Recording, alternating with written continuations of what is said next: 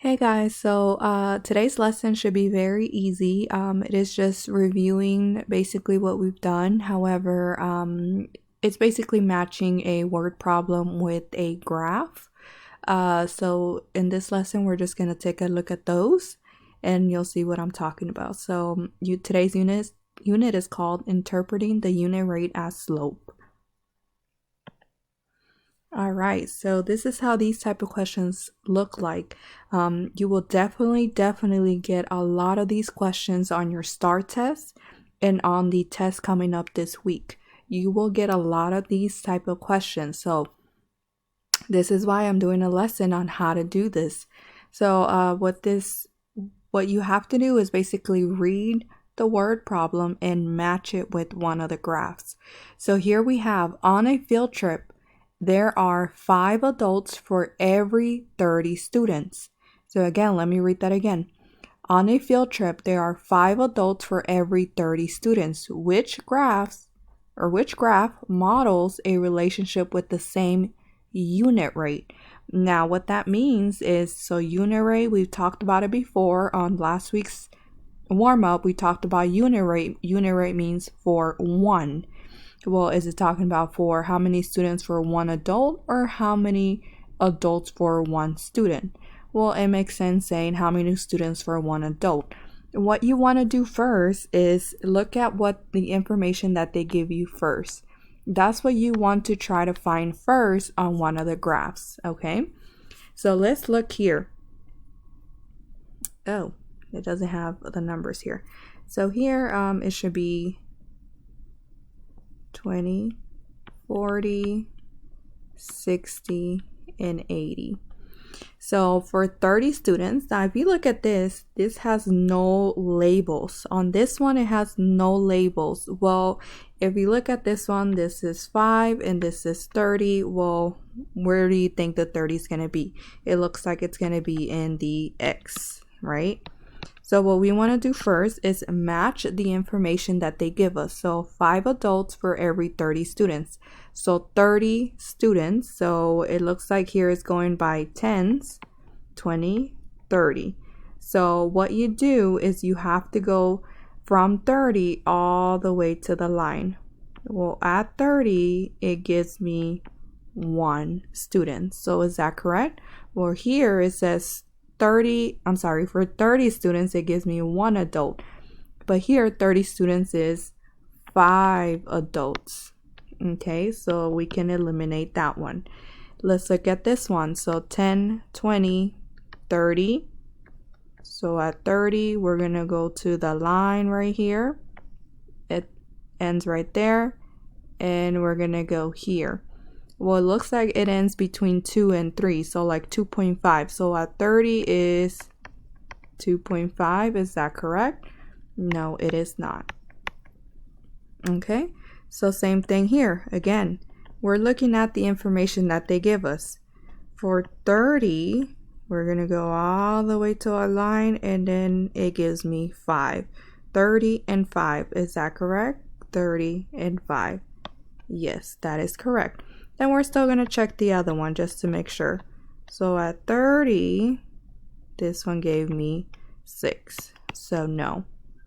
And that's all you got to do, guys, on these. So the first thing that you want to do is look at the information that they give you first. Now, if that doesn't work, then what you can do is either double your numbers or you can make them smaller. Okay, so what does that mean? So if you have 30 students, 30 students and 5 adults. Well, if you double it, you can do 60 students and 10 adults and look for that point. Now, if that's too big, then you can definitely go smaller, right? 30 students, 5. Well, that you can divide it by 5. That's 6 and 1. So for 1 adult is 6. Okay. So again, this is just some other ways that you can do this if that information that they give you is not in the graph. All right, let's go ahead and look at the next one. On this one says, Hayden makes $10 for every 2 glasses of lemonade he sells. Again, Hayden makes $10 for every 2 glasses of lemonade he sells. Which graph models a relationship with the same unit rate?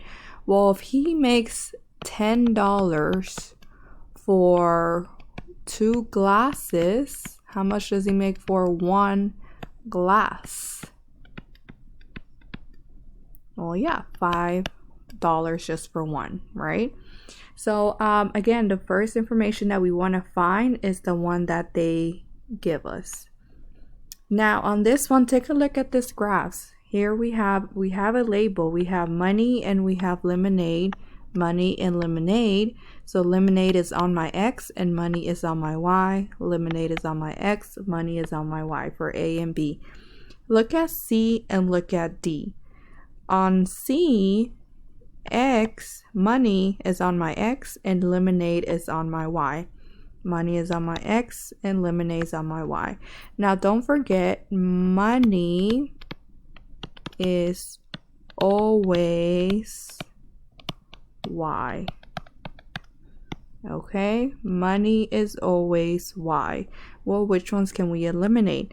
One here, money is on X, so that you can eliminate. Money is on X, we can eliminate. So these are out. Again, money is always Y. Okay, so now what we're going to do is we're going to look at the information that they give us. It said $10 for 2 glasses of lemonade. So for 2 lemonade, right? Lemonade. So for 2, it gave me 20. Is that correct? No, it is not.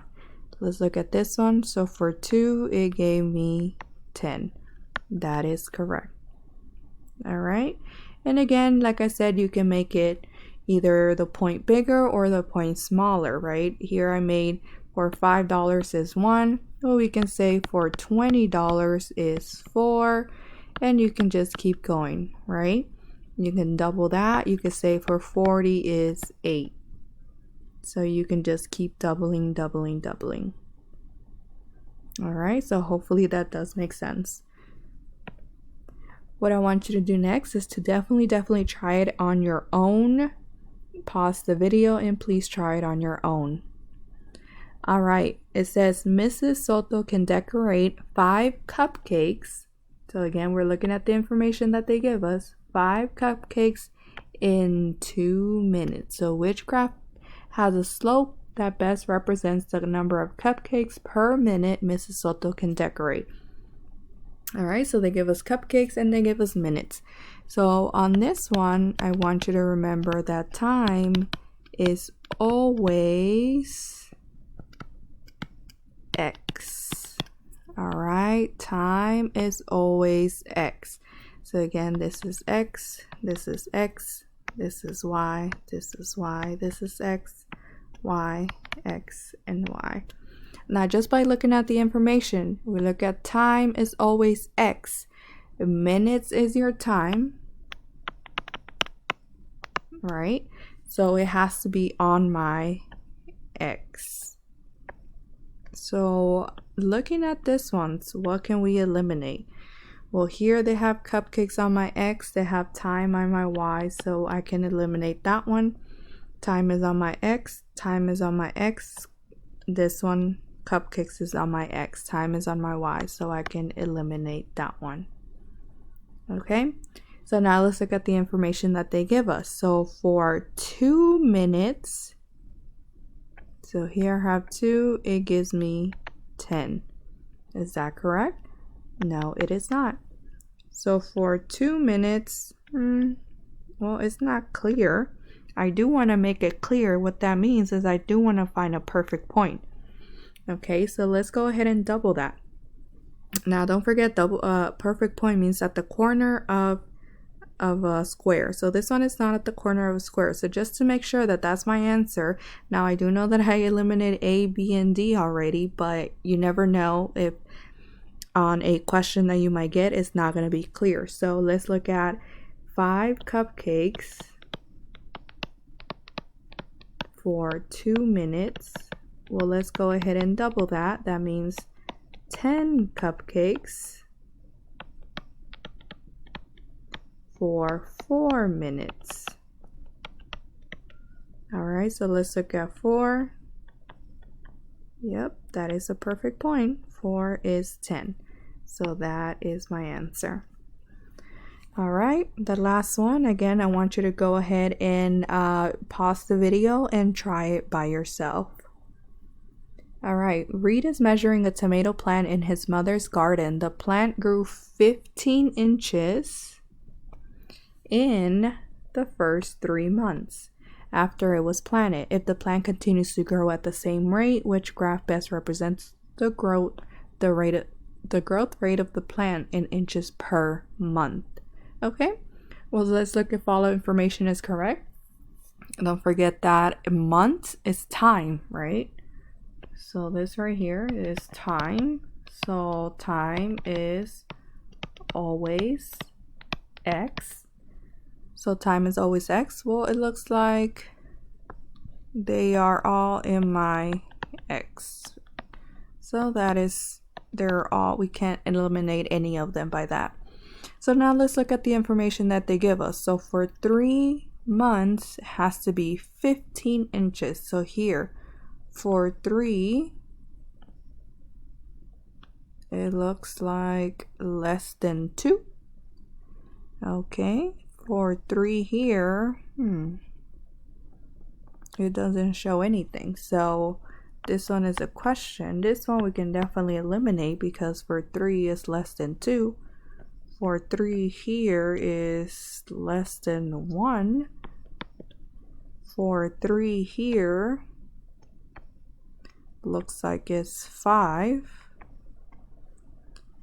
Okay, well, I can eliminate that one, but again, this one I do want to make sure, right? Now, if it's 15 inches in 3 months, well, how many in 1 month? And again, you can cross multiply and divide, or you can just divide. Well, 15 inches in 3 months, how much in 1 month? Well, that should be 5. So for 1,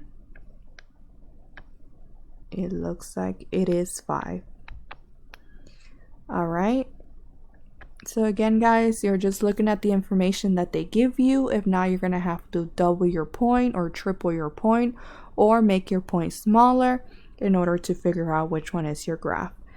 The most important thing is to look at the information first that they give you and go by that. If you have any questions on this, please message us. Again, this is all that you're practicing today. Thank you, guys.